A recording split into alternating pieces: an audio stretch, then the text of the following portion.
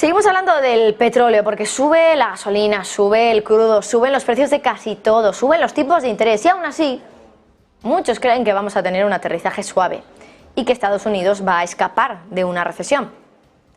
Aunque es verdad que si unimos subidas de tipos y subidas del precio del petróleo, esa ecuación históricamente ha dado como resultado una recesión con todas las letras.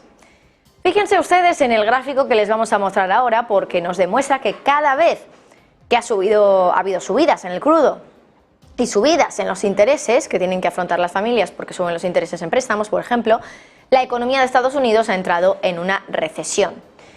Y es que hay una razón muy sencilla de lo que por lo que esta afirmación tiene sentido. Y es que si tenemos que gastar más para pagar intereses de préstamos o para pagar la gasolina para movernos, tenemos menos dinero para gastar en otras cosas. Si hay menos demanda, la economía puede acabar en una recesión. Hay un dato que recordaba un profesor ya en el año 2011 que decía lo siguiente: desde la Segunda Guerra Mundial, de las 11 recesiones que ha habido en Estados Unidos, 10 han estado precedidas por una subida en los precios del petróleo. Ese mismo profesor en 2011 lo explicaba con unos cálculos bastante fáciles de entender. Decía, desde enero de ese año, 2011, el precio del galón de la gasolina había subido en 80 centavos. Si se consumen unos 140.000 millones de galones diarios, eso supone un gasto extra para los consumidores de 112.000 millones de dólares. Lo que, bueno, eso supone básicamente un 0,75% de la economía de Estados Unidos. Claro, decía, si los estadounidenses compran el mismo número de galones a pesar de la subida del precio, eso significa que van a tener que recortar gastos de otros productos, de otros servicios. Y ese recorte del gasto va a ser aproximadamente del 1% del PIB, 0,75%. Claro, ¿eso es igual a qué? Pues a menor crecimiento. No sabemos si a recesión, pero definitivamente menor crecimiento. Recesión dependerá de cómo esté la economía cuando llega a producirse este hecho.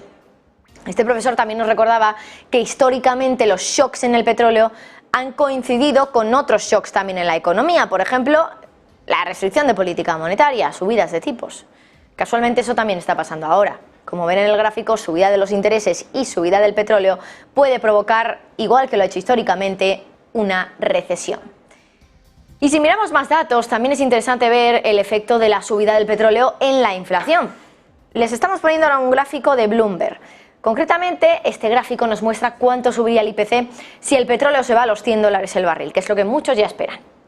Desde Bloomberg creen que el IPC de Estados Unidos va a ser el más perjudicado, con una subida de casi un punto porcentual si el petróleo sube hasta los $100. En Europa y el Reino Unido, ese impacto va a ser más limitado, de alrededor de la mitad del impacto que tendría en el IPC de Estados Unidos. Y del otro lado del Atlántico, la inflación, bueno, pues solo subiría un 0,4%.